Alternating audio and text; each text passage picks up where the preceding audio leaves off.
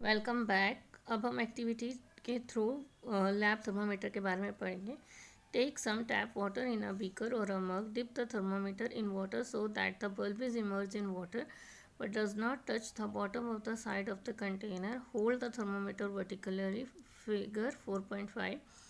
Observe the movement of mercury in the thermometer. Wait till the mercury thread becomes steady.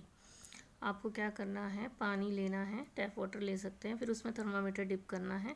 इतना dip करना है कि वो पानी में पूरी तरह से डूब जाए, लेकिन आपको जो है बॉटम को टच नहीं करना कंटेनर के। फिर आपको क्या करना है, थर्मामीटर को वर्टिकली पकड़ना है जैसे कि इस फिगर में दे रखा है। आपको बिल्कुल टच नहीं करना है और साथ ही कंटेनर से भी नहीं टच करना, क्योंकि इसके टूटने के चांसेस हो जाएंगे इसीलिए। ठीक है। और और आपको क्या है, तब तक मूवमेंट उसकी देखनी है जब तक थर्मामीटर स्टडी ना हो जाए, मतलब रुका हुआ ना हो जाए। ठीक है। अब हम ब्लू बॉक्स करेंगे। In addition to the precaution to be taken while reading का clinical thermometer, the lab thermometer की भी कुछ प्रिकॉशंस होती हैं, वो हमें फॉलो करनी चाहिए, सावधानियाँ। Should be capped up right, not tilted. आपको ये सीधा रखना है, टेढ़ा नहीं रखना, फिगर में जैसे दिखाया गया आपको। Bulb should be surrounded from all sides of the substance of which the temperature is to be measured. जो सब्सटेंस होता है, बल्ब जो है उस सब्सटेंस के ऊपर होता है जिसकी आपको जो है टेम्परेचर मेजर करना है। The bulb should not touch the surface of the container. जो बल्ब होता है उसको सरफेस ऑफ द कंटेनर को टच नहीं करना है, अगर टच कर लेगा तो टेम्परेचर नहीं आएगा। Now reading, now note the reading, this is a temperature metre of water at that time. ठीक है। आपको जो है नोट करनी है रीडिंग को, तब आपको पता चलेगा ये पानी का टेम्परेचर है। ठीक है। क्योंकि आप अगर दिन के टाइम लेंगे तो गर्म हो सकता है पानी, क्योंकि टैंक गर्मी होती है तो गर्मी में पानी गर्म हो जाता है। Compare the temperature of water recorded by each student in the class. आपको सारा का सारा टेम्परेचर रिकॉर्ड करना है जो पानी का होगा, जो आपकी क्लास में हर एक बच्चे को लिखना है। बूझो how understand why clinical thermometer can not be measure used to measure high temperature, but still wonders whether a lab thermometer can be used to measure his body temperature. ठीक है। जो क्लिनिकल थर्मामीटर होता है वो high temperature के लिए use नहीं होता, लेकिन क्या लैब थर्मामीटर बॉडी टेम्परेचर को मेजर करने के लिए यूज़ होता है? जी नहीं, उसके लिए स्पेशल जो होते हैं वही यूज़ होंगे। Are any variations in the reading, कुछ वेरिएशंस भी आई हैं रीडिंग में, जब भी आप करेंगे तभी पता चलेगा ना। Discuss the possible reason, let us try to answer this question. ठीक है।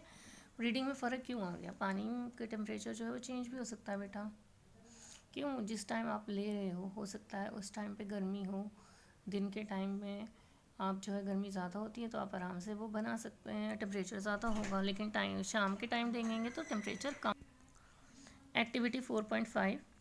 Take some hot water in a beaker or a mug. Dip the thermometer in water. Wait till the mercury thread becomes steady and note the temperature. Now take out the thermometer from water. Observe carefully what happened now.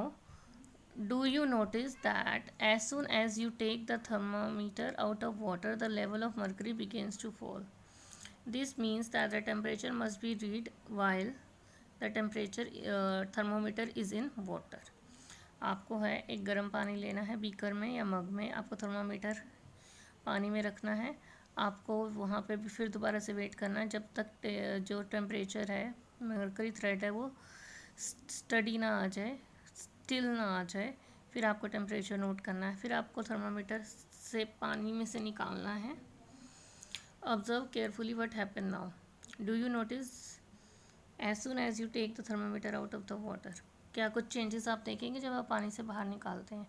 जो उसका mercury जो है वो नीचे गिर जाएगा जैसे ही हम पानी से बाहर निकालेंगे थर्मामीटर को। You may recall that while taking your own temperature you have to take the thermometer out of your mouth to note the reading. ठीक है। आपने जब थर्मामीटर से अपना बॉडी टेम्परेचर चेक किया था तो आपने उसको मुंह के अंदर डाला था और रीडिंग निकालने के लिए आपको मुंह से बाहर निकालना पड़ा उसे। लेकिन लैब थर्मामीटर को ऐसे नहीं करना पड़ता, जब तक वो पानी में उस लिक्विड के अंदर या उस सब्सटेंस के अंदर रहता है तभी आप उसका टेम्परेचर नोट कर सकते हो। जब उसको बाहर निकालोगे तो उसका मरकरी गिर जाएगा। ठीक है। अब हम नेक्स्ट पेज करेंगे, page number 40। Obviously it is not convenient to use lab thermometer for this purpose, ठीक है। बॉडी टेम्परेचर के लिए लैब थर्मामीटर यूज़ नहीं हो सकता। Why does the mercury not fall or rise in clinical thermometer when taken out of the mouth? जो mercury था वो गिरा नहीं था, ठीक है, फॉल नहीं हुआ था जब हमने उसको मुंह से निकाला था। Observe a clinical thermometer again, do you think a clink near the bulb?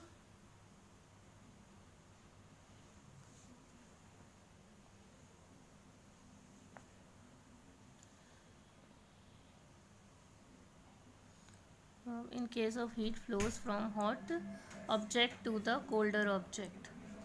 What is the use of clink? It prevents mercury level from falling on its own.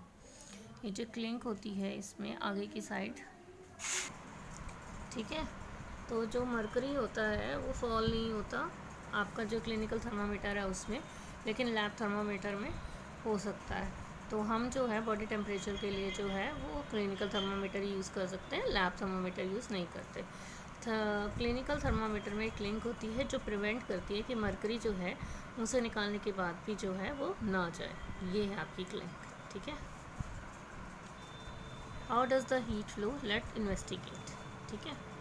There is lot of concern over the use of mercury in the thermometer. Mercury is a toxic substance and it is very difficult to dispose it of if a thermometer breaks.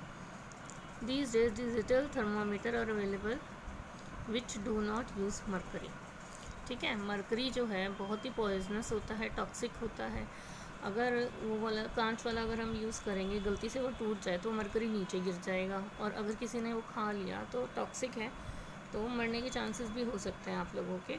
तो ये चीज़ें जो हैं, इसलिए जो है आजकल digital thermometer चलने लग गया है जिसमें मरकरी नहीं होती। अब हम करेंगे ट्रांसफ़र ऑफ हीट, ठीक है। You might have observe that a flying pan become hot when kept on the flame. आप लोगों ने देखा होगा एक फ्राइंग पैन जिसमें हम खाना गर्म करते हैं, वो गर्म हो जाता है जब हम उसको गैस के ऊपर रखते हैं, फ्लेम के ऊपर रखते हैं। It is because the heat passes from the flame to the utensil. ये इस वजह से होता है कि हीट जो है वो फ्लेम से जो जहाँ पर सोर्स है हीट का वो वहाँ से ट्रांसफ़र होके यूटेंसिल्स बर्तनों में चली जाती है। When the pan is remove for the fire it slowly cools down. जैसे ही हम पैन जो है रिमूव करते हैं फायर से तो वो ठंडा हो जाता है। Why does it cool down? ये कूल क्यों हो जाता है? The heat is transfer from the pan to the surroundings. जो हीट होती है वो ट्रांसफ़र हो जाती है पैन से हमारे आसपास के एरिया में।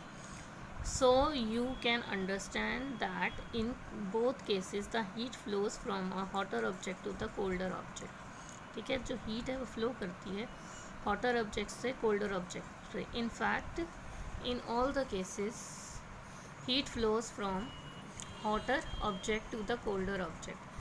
What does the heat flow? Let investigate, ठीक है।